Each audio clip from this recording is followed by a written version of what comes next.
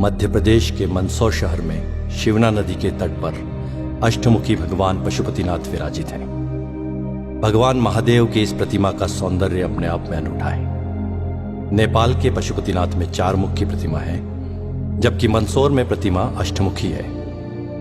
19 जून 1940 को शिवना नदी के बाहर आने के बाद 21 साल तक भगवान पशुपतिनाथ की प्रतिमा नदी के तट पर ही रखी रही। एक किंवदंती यह भी है कि इस प्रतिमा को सबसे पहले स्वर्गीय उदाजी पुत्र कालूजी धोबी ने स्वप्न में देखा था।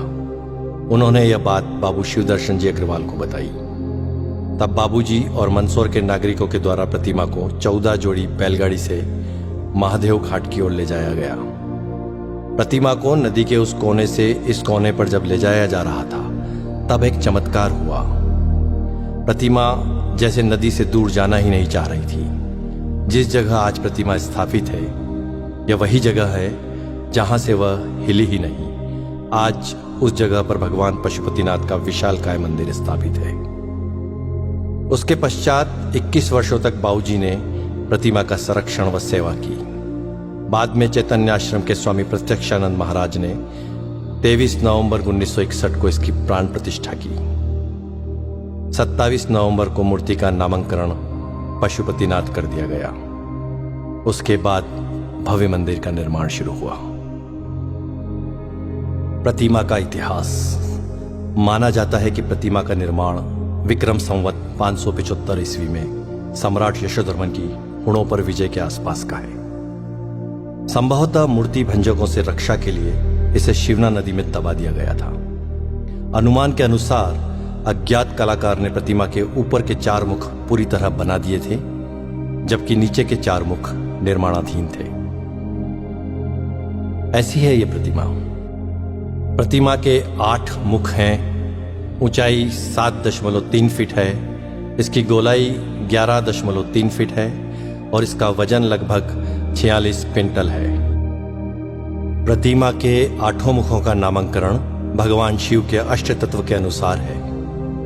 हर मुख के भाव व जीवन काल भी अलग अलग हैं। शर्व, भव, रुद्र, उग्र, भीम, पशुपति, ईशान और अंत में महादेव। यही अष्टमूर्तियां पृथ्वी, जल, अग्नि, वायु, आकाश, यजमान सूर्य और चंद्रमा को अधिष्ठित किए हुए हैं। भगवान पशुपतिनाथ महादेव का पूर्व मुख।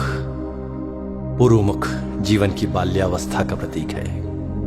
घुंघराले बाल, मोर पंख धारण किए, नाग नागिन का जोड़ा, कुंडल के रूप में भुजंगमाला पहने शिव एक बालक के समान लगते हैं, एक दिव्य बालक के समान। पूर्वामुखी यह मुख पूर्णतः शांत एवं आत्माराम सा लगता है। ऐसा प्रतीत होता है मानो भगवान शिव योगेश्वर के रूप में ब्रह्मा में लीन होकर समाधि अवस्था में संपूर्ण विश्व को स्वयं में देख रहे हो। शांत मुद्रा में ध्यानस्थ भगवान शिव के सिर पर जटाओं की ग्रंथि मालाएं हैं। गले की माला में जहां पुष्प है, वहीं 2 सर्पों की माला भी इस कलात्मक ढंग से सुशोभित है। ये दोनों कर्णाभूषण के रूप में कानों में लटकते हुए कुंडलों में से निकलकर अपने फनों को ऊपर उठाए हुए हैं। इस प्रकार ये दोनों कण समाधि अवस्था में लीन साधक की निश्चलता, दृढ़ता और तत्परता के हेतु 2 सजग प्रहरी के रूप में प्रतीत होते हैं। बड़ा अद्भुत है यह रूप भगवान पशुपतिनाथ का। भगवान पशुपतिनाथ का दक्षिण मुख। दक्षिण मुख जीवन की किशोर अवस्था का प्रतीक है। साथ ही यह श्रृंगार रस की मुद्रा में है। दक्षिण मुख सर्वाधिक सुंदर एवं अति रमणीय है। इस मुखमंडल का श्रृंगार जिस कलात्मक श्रेणी से किया गया है, उससे ऐसा प्रतीत होता है कि श्रृंगार रस के समस्त तत्व सजीव एवं साकार हो उठे हों। अनुपम केश कलाकृति से युक्त मुकुट के मध्य में सुहाना नाग शिशु है, जो कलंगी तुर्रा जैसा है, एवं एक और चंद्र रेखा।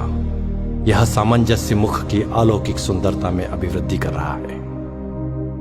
गले में लघु सर्पद्वय की माला एवं रुद्राक्ष की माला है। कानों में कमनी कुंडल हैं, नेत्रों में रस भरी मादकता है तथा मुख मुद्रा में मंद मंद मुस्कान है। ऐसा लगता है मानो कुमार संभववर अपनी विवाह यात्रा पर चलते समय अपनी श्रृंगार लक्ष्मी की आत्ममोहिनी छवि को स्वयं में वो मुग्ध होकर रसमय हो रहे हैं। ऐसा है भगवान पशुपतिनाथ का दक्षिण मुख। भगवान पशुपतिनाथ का पश्चिम मुख जीवन की प्रौढ़ावस्था को दर्शित करता है। यह मुख महादेव जी का रौद्र रूप भी है। अधरोष्टम नेत्र खुले हैं, मुख वक्र है, पोहें चढ़ी हैं, जटाजूट का अभाव है। सर्पों के साथ केश ग्रंथित हैं। गले में कनेर व आंकड़े के पुष्प की माला है। तप में बाधा डालने वाले कामदेव पर महादेव को इतना क्रोध है कि उनको यहां देख पाना भी कठिन है। तृतीय नेत्र खुला है जिसमें से आंख की लपटें निकल रही हैं। अंगारे के समान धधकते तृतीय नेत्र का तप मुखमंडल पर छाया हुआ है। द्विसर्प के मध्य ओम अंकित है जो भगवान शिव का शिवत्व सूचक है। रौद्र, भयानक एवं वीर, इन तीनों रसों की व्यंजना इस प्रलयकारी रूप से स्पष्ट है। ऐसा है भगवान रुद्र का यह रौद्र रूप। भगवान पशुपतिनाथ का उत्तर मुख जीवन की वृद्धावस्था का प्रतीक है। साथ ही यह हास्य और आनंद की मुद्रा में भी है। कपोल फूल है, जटाजूट प्रसाधन दर्शनीय है। गले में छोटे व बड़े मणियों की माला है। विशाल जटाजूट स्वतः ही श्रृंगार रूप में है। कर्ण कुंडल में सर्प झूल रहे हैं, अटखेलियां कर रहे हैं। मुख का वर्णन भी हास्य के अनुरूप ही है। हास्य मुद्रावश तृतीय नेत्र का आकार संकुचित है जो इस शोभा में वृद्धि कर रहा है। यहां उज्ज्वल धारियों ने शिव गंगा की धारा से श्रृंगारित किया हुआ है। ऐसा है भगवान महादेव का उत्तर मुख। एक और जहां प्रतिमा के चार मुख जीवन की चार अवस्था बाल्या, किशोर, प्रौढ़ और वृद्धावस्था को दर्शाते हैं, वहीं दूसरी ओर जीवन की चार व्यवस्थाएं धर्म, अर्थ, काम, मोक्ष को भी परिलक्षित करती है। प्रतिमा के नीचे के चार मुख जल प्रवाह से शरीत हो गए हैं, अतः वास्तविक रूप से विवेचन अब संभव नहीं है।